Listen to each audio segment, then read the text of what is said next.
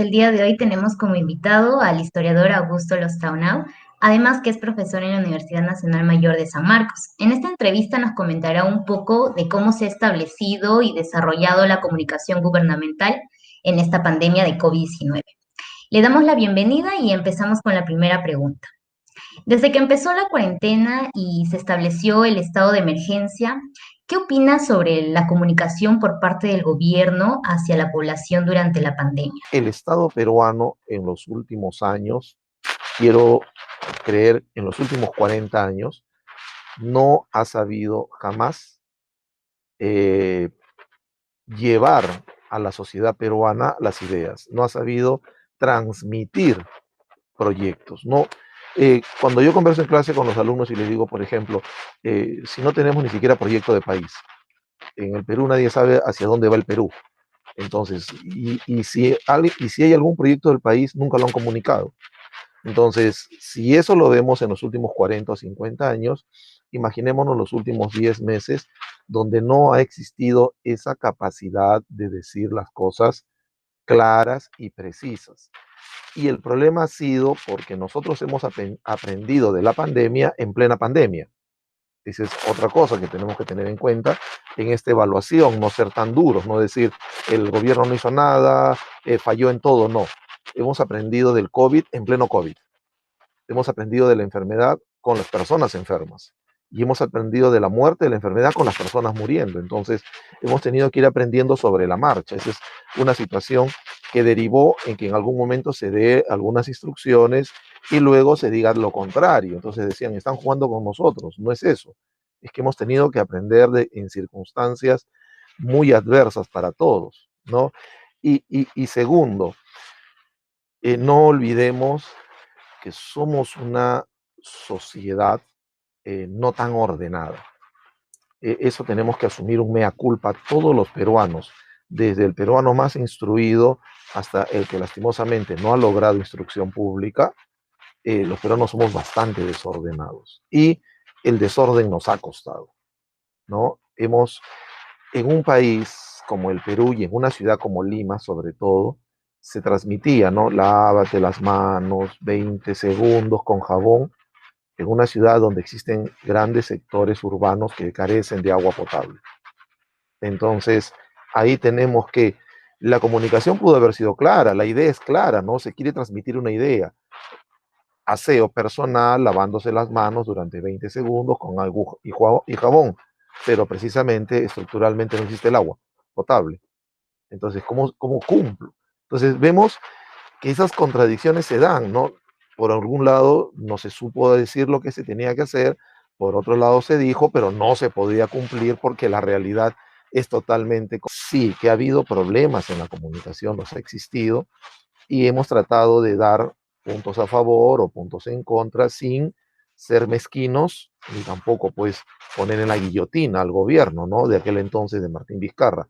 Que hubo cosas acertadas, las hubo, y que también las hubo de las otras, lastimosamente. Continuando, ¿no? En esa línea, como nos menciona, ¿considera que las campañas sobre la prevención del COVID-19 se dieron de manera efectiva? Las personas que consumen esta prensa de 50 centavos, de 70 centavos, que le llamamos prensa chicha, o prensa amarilla, o prensa de espectáculos, van a detenerse a leer un aviso sobre el COVID y las medidas que deben tener, o están más interesados en saber de la vedette con el cantante de cumbia de moda, si se encontraron o no se encontraron en el Caribe. Entonces, quizás la idea general dice, allá, las grandes mayorías consumen este tipo de diarios, pongamos allí la publicidad, pero eso no me está sirviendo para saber si esas grandes mayorías que consumen ese tipo de diarios verdaderamente están leyendo o no están leyendo la publicidad, ¿no? Porque de repente no lo leen. Entonces, no se ha hecho un análisis, no se ha hecho un estudio. Lo que sí al otro lado se puede ver, personas que les interesa la política, personas que les interesa la cultura formal, personas que les interesa la economía, consumen cierto tipo de diarios, escuchan cierto tipo de radios, ven ciertos tipos de programas de televisión en ciertos canales locales Y por lo tanto, como esto de la pandemia está dentro del interés mayor, sí, ¿no? Entonces, yo me gusta la política, por ejemplo, consumo un diario que se dedica más a política y entre las páginas viene la publicidad del Estado y como es parte también de la política, lo leo. Pero lo hace el otro sector, no necesariamente, no lo sé. Los sectores juveniles que no adquieren ni diarios deportivos, ni prensa de 50 centavos, ni prensa política porque no les interesa, ni prensa de economía porque no la entienden y consumen música, ¿no? No en el Perú los sectores juveniles, los más jóvenes, y eso lo saben bien mis alumnos, los jóvenes ustedes ya no prenden la radio para escuchar música. Ahora dicen bajan música y hay canales exclusivos de música. Quiero pronunciarlo bien, Spotify creo, ¿no? Entonces, en Spotify no va a salir lávate las manos 20 segundos. Entonces, vemos que a dónde va la publicidad estatal. Esa publicidad estatal está surgiendo el efecto, no se ha cuestionado. No estamos en que mucha gente dice, no, tú dices eso porque quieres que el Estado no gaste en publicidad. El Estado debe gastar en publicidad, pero ¿en qué publicidad debe gastar y en dónde lo debe gastar? Para mí, lávate las manos durante 20 segundos con agua y jabón, era clarísimo. Las clases medias urbanas lo asumieron, las clases medias urbanas instruidas de los barrios medios lo han practicado, pero porque existe, como dijimos hace un momento, la capacidad de hacerlo. Los sectores populares que carecen de agua no lo han podido practicar, no porque no hayan querido. El otro mensaje que a mí me causaba mucho, y digo la verdad, temor, era el quédate en casa, porque nos quedamos en casa quienes tenemos la posibilidad laboral, social y económica de quedarnos en casa. Los otros sectores, aquellos que hemos dicho, les llamamos las personas que ganan el día a día, porque son comerciantes, ya sea formales o informales, no interesa, pudieron quedarse en casa, mm, estuvieron obligados a salir. No podemos decir a rajatabla, la policía estatal falló, no podemos decir eso, pero tampoco podemos decir lo contrario, que fue totalmente efectiva. ¿Para usted cree que los ministerios han hecho buen uso de las redes sociales y sitios web para brindar información? Los ministerios hace mucho tiempo tienen problemas en transmitir ideas y transmitir situaciones a la sociedad utilizando las redes sociales. Es que hay un problema. El, Se transmite, no sé por qué, pero se tiene la idea de que se debe transmitir aquello que, voy a utilizar un término muy entre comillas, engrandece al gobierno. Si el gobierno hizo bien las cosas, si el gobierno acertó, entonces eso se transmite. Muchos ministerios han mirado a otro lado. Esto parece que se lo han dejado allá. Como es un problema de salud, el Ministerio de Salud. Como es un problema donde la policía debe actuar y el ejército, allá el Ministerio del Interior. Como es un problema, pero hay otros ministerios, los cuales no los hemos visto para nada, ¿no? En estos meses, ¿no? Uno de ellos, por ejemplo, el Ministerio de Agricultura o el Ministerio de Trabajo, que entró un momento al debate para las nuevas normas laborales y luego miró a otro lado, ¿no? Entonces, los ministerios debieron haber jugado un rol más protagónico, lastimosamente no lo han hecho, ¿no? Le han dejado la carga a un 30% de los ministerios, ellos han tenido que cargar y son ellos los que en este momento están recibiendo las mayores. Algo por ahí se quiso hacer a través de los mensajes telefónicos, ¿no? Quédate en casa, uno estaba en su casa y le llegaba mensaje a su teléfono, lávate las manos, pero lo mismo de siempre, dándole vueltas y vueltas y no advirtiendo otras circunstancias, ¿no? ¿Cómo se pudo mejorar el manejo de los canales de atención a la población? Como se pudo saber, hubo varias centrales telefónicas de ayuda, ¿no? Que se saturaron. ¿Qué considera oportuna que se pudo haber hecho? Lastimosamente, la cultura de la prevención no existe, ¿no? Y esto ha determinado que las personas ya sea las personas que se enfermaron y sus familiares hayan esperado el último momento para, por ejemplo, hacer las llamadas y todo lo que tenemos. Eso por parte de la sociedad. Por parte del Estado lo mismo, ¿no? Hoy estamos enero del 2021, ya vamos casi a 11 meses de estado de emergencia y nos encontramos nuevamente con las noticias que no hay camas UCI, que otra vez el oxígeno, que los respiradores, o sea, estamos tan igual como hace 7 meses, 8 meses atrás.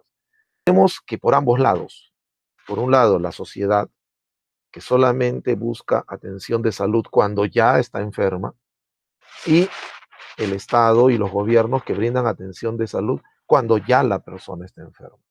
Entonces, ahí es donde ha habido el colapso, ¿no? Entonces, no tenemos, por un lado, una cultura que enseña a prevenir, de prevención de salud, y no tenemos nosotros costumbres y normas de prevención de salud. Y de ambos lados, ¿no? De parte del gobierno, de las instituciones, de nosotros como individuos. Y aquí no estoy hablando de clase social, estoy hablando de todos, porque al final las fiestas de fin de año se han producido tanto en Asia como en las discotecas de Miraflores, como en las discotecas de San Juan del Lurigancho y de Los Olivos, lastimosamente. Entonces, en todo el recorrido de la sociedad no nos estamos preparando y estamos en enero y seguimos haciendo lo mismo, ¿no? Entonces, ¿cómo vamos a enfrentar una segunda ola? Va a ser necesario seguir hablando de tapabocas, seguir, eh, yo la verdad, yo ahí no quisiera, ¿no? Ya explayarme. Continuando con la última pregunta, ¿cree que el gobierno supo mantener la tranquilidad de los ciudadanos en medio de la crisis? El problema de, del gobierno de Martín Vizcarra fue un problema estructural porque, por un lado, como les dije hace un momento, comunicaba algo, pero que no estaba necesariamente demostrado que así tenía que ser. Un error que tuvo grande el gobierno de Martín Vizcarra y que ha quedado, que va a quedar para la historia, es aquel de que salen tal día los varones, tal día las mujeres, tal día los varones, sin que detrás de ello haya existido, como le dije hace un momento, un estudio, ¿no? De que era necesaria esa salida. Lo mejor que hicieron fue retroceder en esa medida, ¿no? Y nuevamente sostener lo otro, ¿no? Que decían que salga solamente una persona por familia, lo cual también era otra locura, ¿no? Nadie sabe en la calle quién es familia de quién si es que no te conocen, ¿no? Ese es por otro lado, ¿no? Entonces ahí tenemos que las medidas que fueron tomando desde el gobierno fueron medidas que se fueron descalabrando. El gobierno no supo enfrentar el acaparamiento de medicinas por parte de las cadenas de farmacias. Estas medicinas más importantes para el tratamiento, de un momento a otro se elevaron hasta 100 veces el precio y el gobierno no dijo nada. La actitud de las clínicas, de simplemente elevar los precios y pedirle a la gente que deposite mucho dinero, y entonces empezó a surgir el discurso de que la enfermedad no mata al que tiene dinero, mata al pobre, porque el pobre muere en la cola en el hospital público, mientras el millonario se mete a la clínica y ahí lo, ¿no? Entonces, ahí empezó, podría utilizar un término muy antiguo, el desbarajuste, ahí empezó donde ya la gente no entendía lo que pasaba, la gente trataba de entender lo que está sucediendo ahora es diferente, ¿no? Y aquí hay que hacerlo un análisis, ¿no? Vizcarra invadió la pantalla tanto que su figura se desgastó. El actual presidente Sagasti entra a la televisión, entra a pantalla solo para momentos claves. Es decir, efectividad, lo que la gente estaba exigiendo, ¿no? Que el gobierno tome decisiones efectivas. Un gobierno que quería ser muy comunicativo, como el de Vizcarra, que se utilizaba hasta 3 horas al mediodía en la televisión, era poco efectivo. Querían ser muy comunicativos, pero terminaban poco efectivos. Estos quieren ser más efectivos, pero terminan siendo poco comunicativos, ¿no? Entonces, vemos que estos extremos no están sirviendo, ¿no? Entonces, habría que empezar a encontrar un punto medio. ¿no? Y creo yo que el punto medio es ser siempre perseverante en lo que se quiere plantear, en lo que se quiere transmitir, transmitirlo claramente, utilizar los mejores canales posibles. El anuncio de Sagasti que ha dicho 38 millones de vacunas, nosotros decimos, wow, 38 millones. Si aquí somos aproximadamente 33 a 34 millones, se está comprando más vacunas que habitantes. Eso como que ha bajado un poco las aguas, como que le están dejando respirar al gobierno, ¿no? Pero hasta el momento en que verdaderamente empiece a vacunar a la gente, es que tenemos que esperar, ¿no? A ver qué tan efectivo es lo que ha decidido Sagasti de no participar, ser menos comunicativo, pero más efectivo, que es lo contrario a lo que había decidido Martín Vizcarra.